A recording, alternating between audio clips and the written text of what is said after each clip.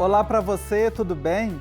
Recentemente nós tivemos uma conversa aqui no Igreja Sinodal sobre a 10ª Assembleia Nacional dos Organismos do Povo de Deus. O evento, que aconteceu de 14 a 16 de outubro em Brasília, reuniu cerca de 180 delegados e delegadas dos organismos que congregam o Conselho Nacional do Laicato do Brasil, a Conferência dos Religiosos do Brasil, a Conferência Nacional dos Bispos do Brasil, a Comissão Nacional de Presbíteros, a Conferência Nacional dos Institutos Seculares do Brasil e também a Comissão Nacional de Diáconos. O tema refletido durante os 3 dias de Assembleia foi Comunhão e Missão, Caminho para a Igreja no Brasil. E para a gente trazer algumas conclusões e refletir também sobre pontos importantes deste momento, eu recebo 2 dos delegados. A subsecretária do Conselho Nacional do Laicato do Brasil, a Patrícia Cabral, a quem eu acolho com boas-vindas aqui no nosso Igreja Sinodal. Bem-vinda, Patrícia.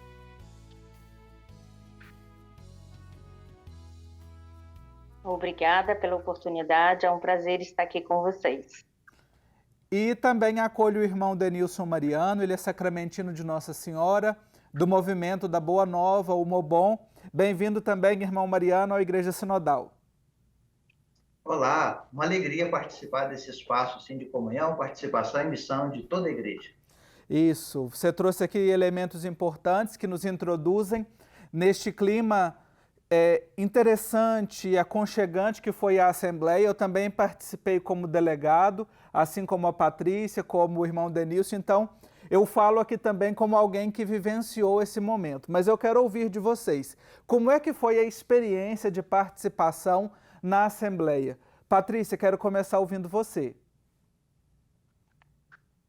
Para mim foi um momento muito importante, muito significativo, até por estarmos ali, todas as representações da nossa igreja, sacerdotes, religiosos, os bispos e os cristãos leigos e leigas, dentro de uma dinâmica de partilha, de reflexão, e sempre com um olhar para o futuro, para o horizonte, as coisas que nos deixam esperançar de uma igreja que é tão viva como a nossa igreja.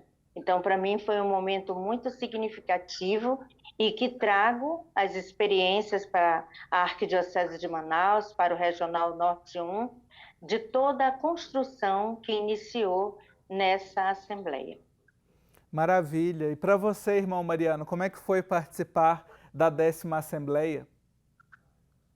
Olha, para mim foi a primeira oportunidade que eu tive de participar de uma Assembleia dessa. E quando a gente participa pela primeira vez, a gente acaba tendo assim, uma grande expectativa e em muitos pontos essa expectativa foi de fato respondida, seja pela alegria de encontrar ali as várias expressões de um único corpo de Deus que é a igreja, mas nas suas várias expressões, como a Patrícia lembrava para nós. Mas, ao mesmo tempo, eu tive a impressão de que é o seguinte, parece-me que da parte dos leigos e leigas, havia uma maior naturalidade na participação, ou seja, se sentiam um pouco mais à vontade, talvez até porque era um espaço onde, de certa maneira, se sentiam um pouco mais empoderados de poder participar, né, até mesmo das decisões na igreja. Por outro lado, às vezes, olhando para os padres, os bispos, em alguns momentos a gente sentia assim como se estivessem um pouco menos à vontade do que os leigos, numa participação talvez um pouco menos espontânea. Não sei se talvez pelo fato de estarem sempre na função de liderança, então de repente se sentem um pouquinho meio como que assim, vamos dizer assim, menos à vontade. Mas foi um momento muito significativo, muito importante e de crescimento para a Igreja do Brasil. É interessante ouvir a contribuição de vocês e também apresentar para quem está nos acompanhando que essa Assembleia ela foi uma Assembleia em espírito sinodal com a participação dos cristãos de todos esses organismos, ministros ordenados, os leigos e leigas, e foi numa participação proporcional. Os leigos e leigas, por serem o maior número de cristãos na igreja no Brasil, eles estavam mais representados. Depois, religiosos, institutos seculares, diáconos, presbíteros e os bispos. Então, foi uma participação proporcional, né, que também nos coloca diante desse espaço de comunhão, de sinodalidade, e que também faz com que a Assembleia, um dos seus intuitos, dos seus objetivos, é que ela não seja só mais um evento, mas que ela seja realmente um espaço oportuno, né, para convivência, para partilha e para pensar rumos, caminhos para a nossa igreja. Um dos clamores que nós mais ouvimos nos momentos de plenária foi a realização ou a possibilidade, né, de uma convocação de uma Assembleia Eclesial do Brasil, a exemplo do que aconteceu na América Latina no fim de 2021. Patrícia, para você, como é que você avalia este encaminhamento, este clamor da Assembleia dos Organismos do Povo de Deus por uma Assembleia Eclesial do Brasil? Eu também acredito que é muito importante a gente dar esse passo. Foi a primeira vez que eu participei também da Assembleia Eclesial Latino-Americana, mas foi muito significativa no sentido também das experiências junto aos nossos irmãos latinos, mesmo em alguns momentos com a dificuldade de podermos partilhar através da língua, mas chegou um momento que parecemos que todos falávamos a mesma língua e entendia os desafios, né? E são muitos os nossos desafios dessa igreja.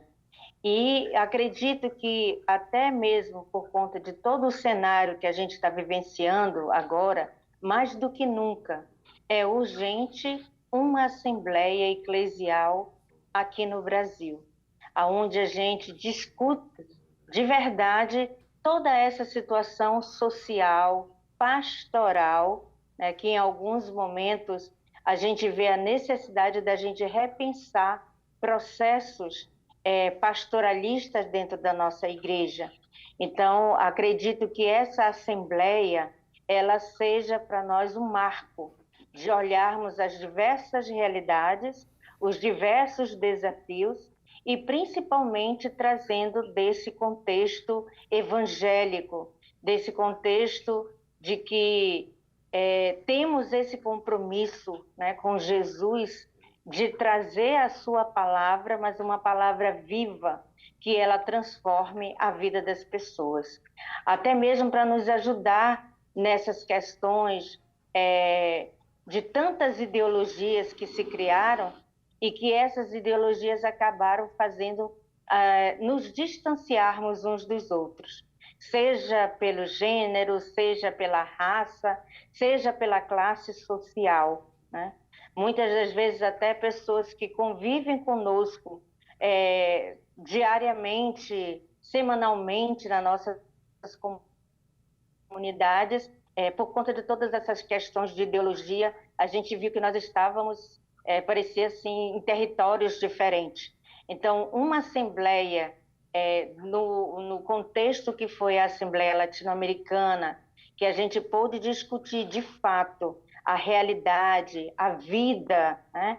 No grupo que eu estava, tinham bispos, tinham religiosas, tinham cristãos leigos e leigas de vários países e todos falavam a mesma situação, os mesmos desafios e principalmente nessa nossa realidade pós-pandemia, que parece que todo o processo social ele foi colocado de lado. O pobre não é mais visto com aquele olhar misericordioso de Jesus. O pobre parece que tem que ser aquele mesmo afastado, né, excluído, marginalizado. Então, é necessário que a gente repense que igreja nós estamos hoje trabalhando, apontando, e o que nós estamos fazendo para mudar esse cenário pós-pandemia, pós-ideologias, pós-processos políticos que nós estamos vivenciando. Irmão Mariano, para você, como é que você avalia esse clamor para uma Assembleia Eclesial aqui no Brasil? Podemos esperar, ter uma expectativa de que isso se desdobre, que se concretize rapidamente, ou a gente está num processo de crescimento, de amadurecimento? Olha, eu vejo com muita esperança esta Assembleia Eclesial, a partir da Assembleia Eclesial Latino-Americana, para que ela aconteça aqui no Brasil também. Queria até lembrar que esse acontecimento a nível latino-americano, ele representa muito mais do que só a Assembleia em si. Ou seja, ela é semente de algo novo. E agora, é claro, essa semente tem que ser acolhida no chão da nossa igreja brasileira, da nossa igreja do Brasil, e criar as condições para que ela possa crescer e desenvolver. Então, até relembro aqui que em vários encontros, reuniões, sobretudo assim com a presença do Dom Joaquim Moll, também do Dom Valmor, já antes mesmo da Assembleia Geral Ordinária do Conselho do Laicato, já se falava na possibilidade de uma Assembleia Eclesial do Brasil. E na 40ª Assembleia do Conselho Nacional do Laicato, que aconteceu em São Luís do Maranhão, surgiu essa ideia, e ela, inclusive, aparece na carta compromisso do Conselho, né, dessa Assembleia do Laicato. Essa carta compromisso foi lembrada durante a Assembleia dos Organismos do Povo de Deus, houve várias pessoas que fizeram quórum, Dom Severino, durante a Assembleia, também foi uma das pessoas que levantou essa bandeira pelo acontecimento de uma Assembleia Eclesial. Nós também apontamos, junto à equipe que redigia a carta dessa Assembleia dos Organismos do Povo de Deus, a carta compromisso, como também a mesa da secretaria, e era até nosso desejo de que esse aceno saísse também na carta compromisso da Assembleia. Não chegou a sair na carta, mas ficou evidente durante a Assembleia esse aceno para que se criem condições, se deem passos concretos para a realização dessa Assembleia Eclesial do Brasil. Nós vamos fazer um intervalo bem rapidinho e já já a gente continua conversando sobre a 10ª Assembleia Nacional dos Organismos do Povo de Deus. É bem rapidinho, até já. Estamos de volta com o programa Igreja Sinodal. No primeiro bloco, nós começamos a refletir a partir das conclusões, dos encaminhamentos e reflexões da 10ª Assembleia Nacional dos Organismos do Povo de Deus. Eu converso com a Patrícia Cabral, ela é de Manaus e é subsecretária do Conselho Nacional do Laicato do Brasil, e com o irmão Denilson Mariano, sacramentino de Nossa Senhora, e que é do movimento da Boa Nova, o MOBON, e também é membro do Serviço Teológico Pastoral, que idealiza e promove este programa Igreja Sinodal. Nós encerramos falando um pouquinho dessa perspectiva de uma Assembleia Eclesial do Brasil.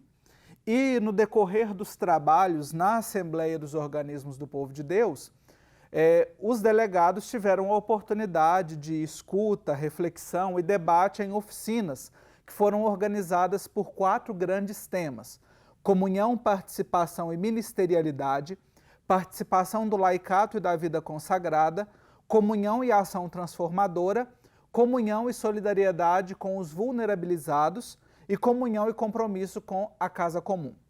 Uma das ações surgidas, uma das vozes que nós ouvimos várias vezes lá na Assembleia, foi o fortalecimento do protagonismo juvenil.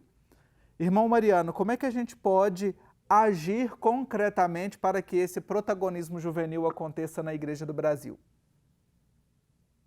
Olha, essa questão das juventudes na igreja é de fato um grande desafio, e há até alguns que pesquisam, né, nessa área, que chega a dizer que a igreja perdeu a juventude.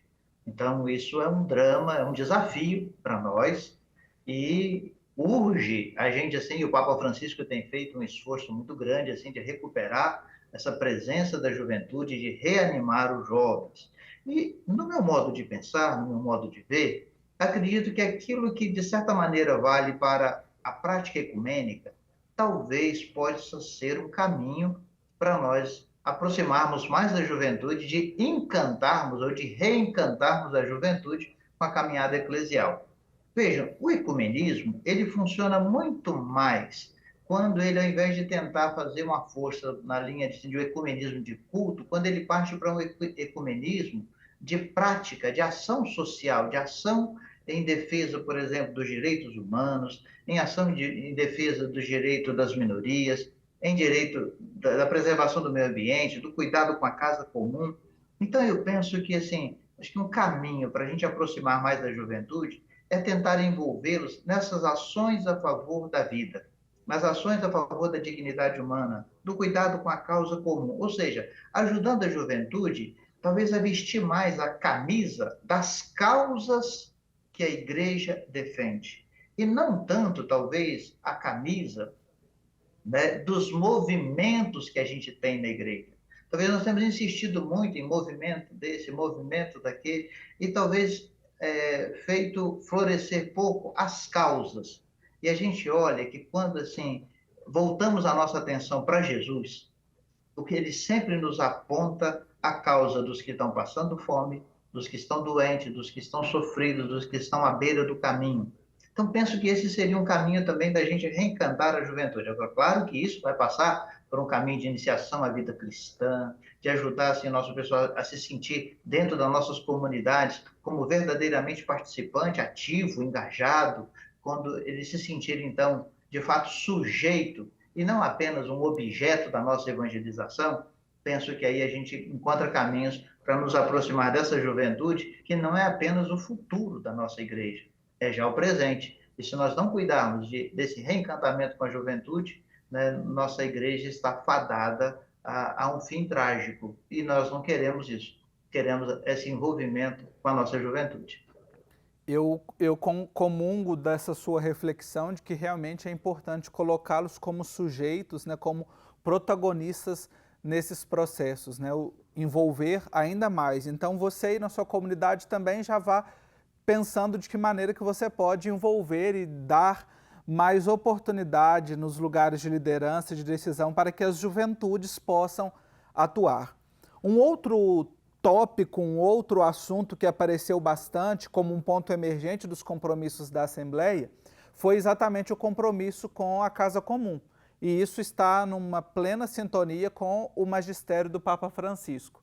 A Patrícia está lá na região norte do Brasil, na querida Amazônia, e acho que pode trazer uma contribuição importante para nós. De que forma, Patrícia, que as nossas comunidades e nós também, né, que fomos delegados na Assembleia, podemos nos envolver para este cuidado maior com a Casa Comum?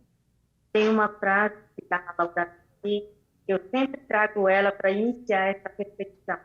Ele diz que se nós tivéssemos a compreensão de como que nós estamos interligados, como se fosse uma árvore, no que você corta um galho de uma árvore, é como se você estivesse cortando um membro do nosso.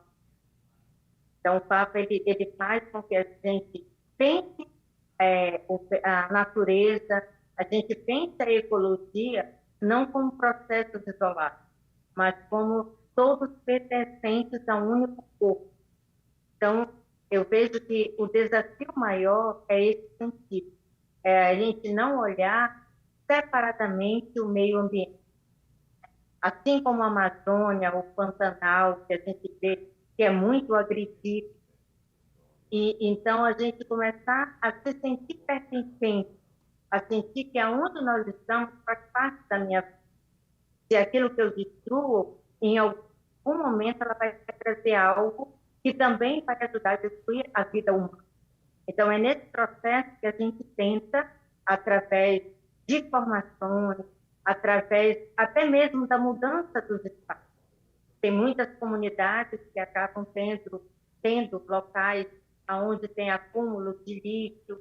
Então, a gente, com algumas experiências, tenta modificar esse espaço para que a pessoa perceba que aquilo que foi jogado no lixo muitas vezes se transforma até mesmo em sustentação para outras famílias. Tudo está interligado. Papa Francisco presenteia a humanidade com essa ideia tão bonita que a Patrícia retomou e que nos ajuda a pensar, e mais do que pensar, o como agir neste cuidado com a casa comum, né, neste espaço que o Criador nos concede.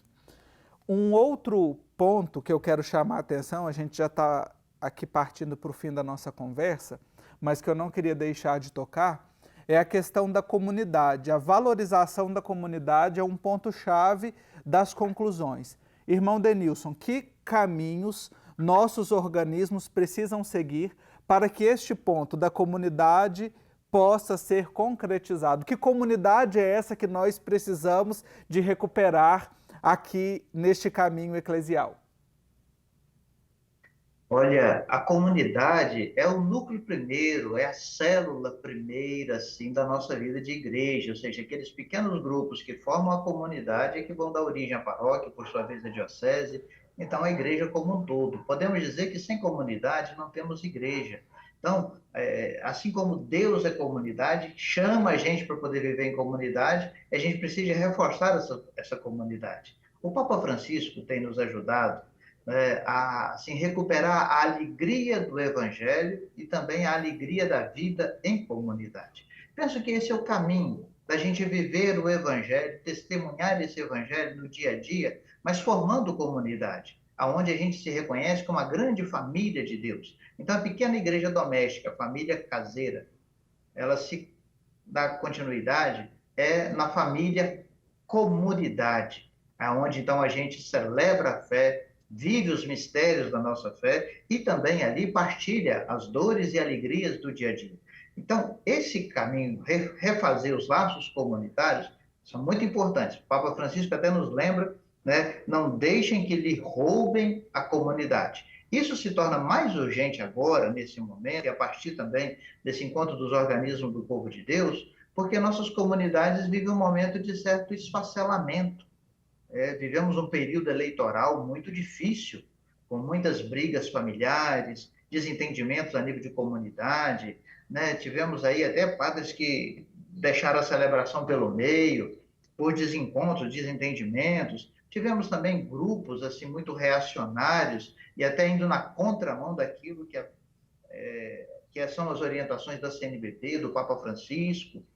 Então, tudo isso tornou com que esse núcleo comunidade se ficasse agora nesse momento muito sofrido. Então daí uma necessidade da gente assim recuperar os laços de fraternidade, que são laços de quê? Da gente se descobrir irmãos, ainda que tenhamos as nossas diferenças, mas a gente aprender a conviver com as diferenças e ver na diferença uma riqueza e não simplesmente assim,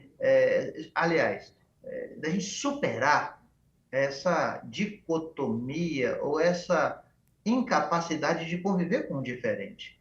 Até os nossos dedos da mão são diferentes, em uma família todos somos diferentes, então nós precisamos de ver a diferença como uma riqueza e buscar juntos aquilo que nos une, aquilo que nos faz comunidade, porque somos todos irmãos.